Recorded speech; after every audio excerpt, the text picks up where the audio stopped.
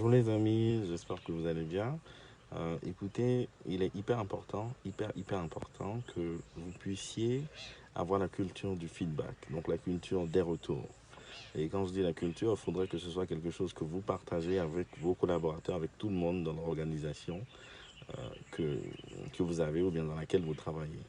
Voilà, il faut faire des feedbacks à sa hiérarchie, voilà, donc à son patron, à son manager, en plus d'eux.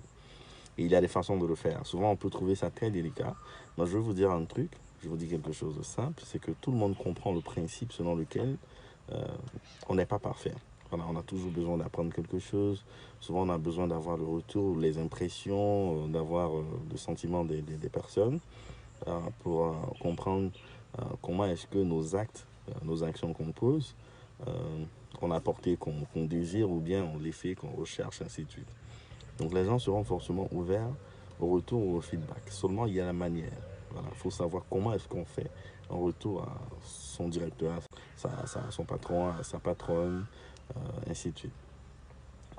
Maintenant, n'oublions pas que il faut aussi faire des feedbacks aux collègues.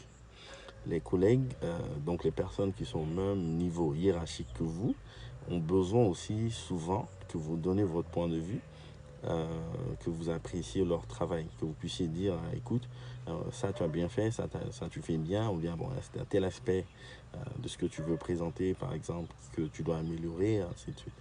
Voilà. Et enfin, vos collaborateurs, donc les personnes qui vous reportent. Donc vous êtes un manager, vous avez une équipe, et là, vraiment, ça ne badine pas. Il est hyper important pour vous de donner régulièrement des retours aux équipes. Les équipes, en fait, vous suivent et elles ont besoin de savoir comment est-ce que vous trouvez leur travail. Voilà. Elles ont besoin de se développer, elles ont besoin de comprendre. Mais le développement va commencer d'abord par les retours. Donc vous pourrez dire à la personne, écoute, tu sais bien faire ça, ça c'est top. Bon, voici comment est-ce que tu peux peut-être renforcer un peu plus. Maintenant, voici les challenges que je vois, voilà, sur lesquels tu dois peut-être t'améliorer ou bien les choses que tu dois arranger.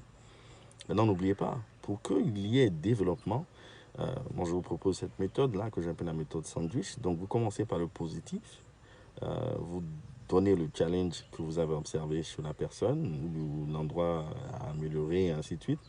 Et puis vous terminez avec du positif. Voilà. Quand vous finissez de donner un feedback comme ça, la personne retourne avec de l'énergie. Elle a été appréciée au départ, on lui a dit la chose qu'elle doit améliorer. Et à la fin, on lui a fait comprendre que non, elle représentait quelqu'un de bien dans l'entreprise, quelqu'un sur qui l'entreprise pouvait compter. Voilà. Si vous êtes dans une entreprise, vous êtes un manager ou je ne sais pas, quelle que soit la position que vous avez, et que vous n'êtes pas capable de donner un feedback à vos collaborateurs de façon régulière, à vos collègues et même à votre hiérarchie, ça veut dire que vous ne les aidez pas vraiment dans leur développement.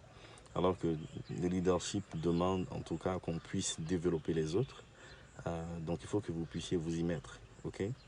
Donc voilà, c'est hyper important de faire les feedbacks. Vous savez, on a eu la chance, quand nous, on nous formait à être manager, qu'on nous fasse asseoir et qu'on nous dise aussi, tu sais, le manager doit pouvoir avoir la discussion difficile. Voilà, donc la discussion difficile, c'est par exemple faire un retour qui n'est pas forcément positif à quelqu'un.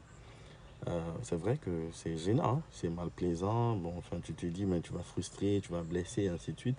Mais il faut vous mettre en tête que c'est votre job. Vous êtes payé pour ça. Et quand vous êtes en train de le faire, vous n'êtes pas en train de briser quelqu'un. C'est pour ça que je l'ai dit, vous devez avoir en tête, vous devez donner des retours dans le but de développer les autres, pas dans le but de les frustrer ou bien de les briser. Ok. Donc voilà, c'est votre job. Vous mettez en tête que vous êtes en train d'aider quelqu'un à se développer, d'aider quelqu'un à comprendre, voilà, donc à rétrécir ou du moins à fermer sa zone aveugle. Voilà, on a tous une zone aveugle. On a des choses qu'on ne sait pas, qu'on ne sait pas faire. Il y a des choses qu'on ne sait pas, qu'on ne présente pas bien ou bien qu'on ne dit pas bien, ainsi de suite. On a tous une zone aveugle. Et il est important que les gens qui sont autour de nous puissent nous ouvrir les yeux dessus. Voilà, c'était la vidéo d'aujourd'hui. Commencez dès maintenant à donner des feedbacks. Je vous donne une astuce. Nous, on avait pris, par exemple, le challenge de se donner des feedbacks euh, tous les jours. Donc, tous les jours, il faudrait qu'on se parle, il faudrait qu'on se dise comment est-ce qu'on s'est trouvé, comment est-ce qu'on a trouvé l'autre, qu'est-ce qu'on a trouvé de bien, qu'est-ce qu'on n'a pas trouvé de bien, qu'est-ce qu'il est amélioré, ainsi de suite. Et je vous promets, donc, comme ça, vous infusez une culture du feedback, des retours, et l'équipe se développe ensemble. Je vous remercie.